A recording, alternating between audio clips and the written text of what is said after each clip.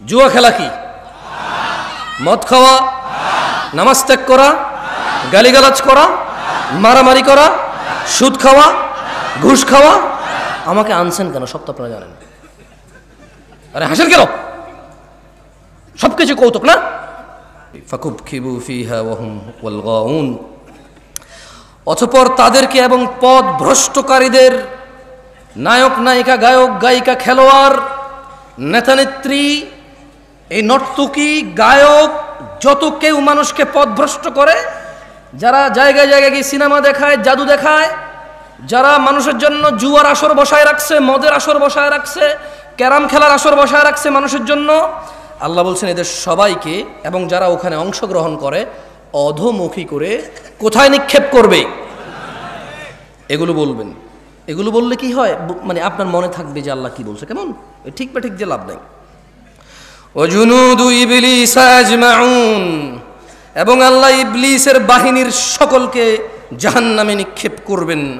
ক্বালু, তারা সবাই ওখানে বলবে, ওয়াহুম ফিহা ইয়াখতাসিমুন, তারা সবাই জাহান্নামে বিতর্কে লিপ্ত হয়ে বলবে, তাল্লাহ, আল্লাহর কসম, ইন কুন্না লাফি দালালিম মুবিন, আমরা তো স্পষ্ট পথ ভ্রষ্টতায় নিমজ্জিত ছিলাম।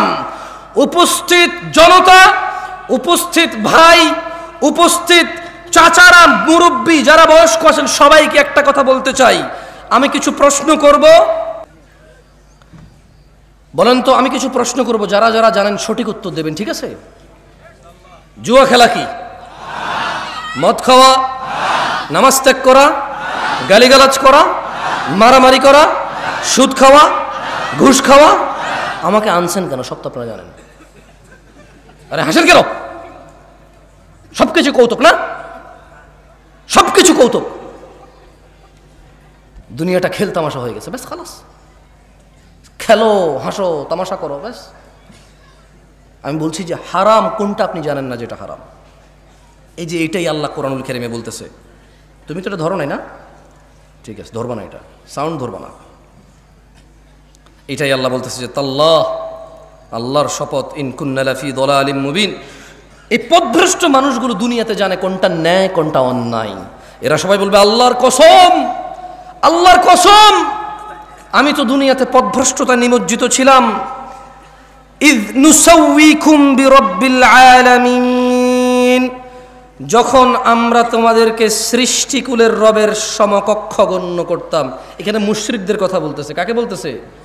মুশরিকদেরকে বলতে। আচ্ছা বলেন তো, একটা কনসার্ট যদি হয় আজকে রাতে এখানে, এটা কি হয়? এই গ্রামের যুবক যুবতীদের যদি, মেয়েদের যদি আলাদা ব্যবস্থা করা হয়। আচ্ছা এখানকার উদাহরণ দিয়ে লাভ কি? এখানে এরকম হবে না। ঢাকা শহরে যে কনসার্টগুলো হয়, মেয়ে ছেলের তো আলাদা ব্যবস্থা নেই, আছে? সবাই দাঁড়ায় থাকবে আর মোবাইলে লাইট জ্বালায় থাকবে নতুন করে। খেয়াল করেন তো না? মাঝে মধ্যে তো ইন্টারনেট আসা আপনারা দেখেন না? হ্যাঁ, একজনে টুনটুন টুনটুন করে গান গায়, সবাই মোবাইলে এমনি লড়ায়, ওই যে এই দিয়ে বাতি লাগায়, ঠিক না?